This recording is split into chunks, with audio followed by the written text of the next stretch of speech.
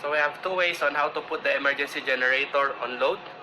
The first one is you put this key into manual and then press start, and then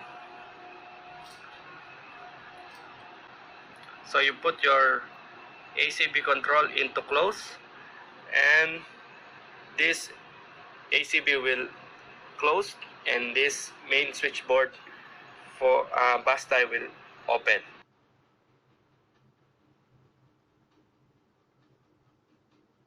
In real situation, then you don't need to do anything. The system should start automatically. But since we are only doing the test now, then we need to change over those essential loads which are running and connected to this emergency switchboard. The lift should also be put out of service because it will also get affected.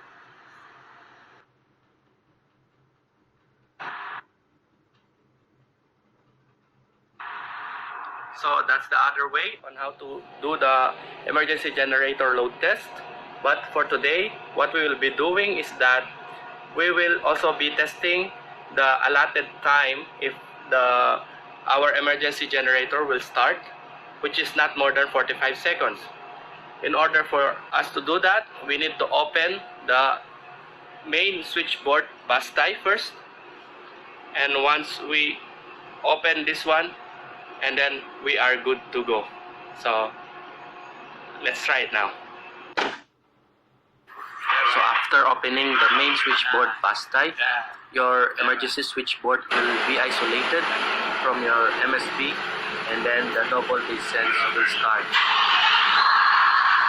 So now within 16 seconds, our emergency generator was activated. Then we will take all the parameters, the counters, voltages, current, and then we will keep the unit running for 1 hour, and then we will restore it back. So our engine cadet will be doing the restoring of the power so that he will be familiarized with the system. So to reconnect the ESP to the MSP, we need to put the system into manual, and then we will open the emergency switchboard bus tie and immediately close the main switchboard bus tie. So that's it.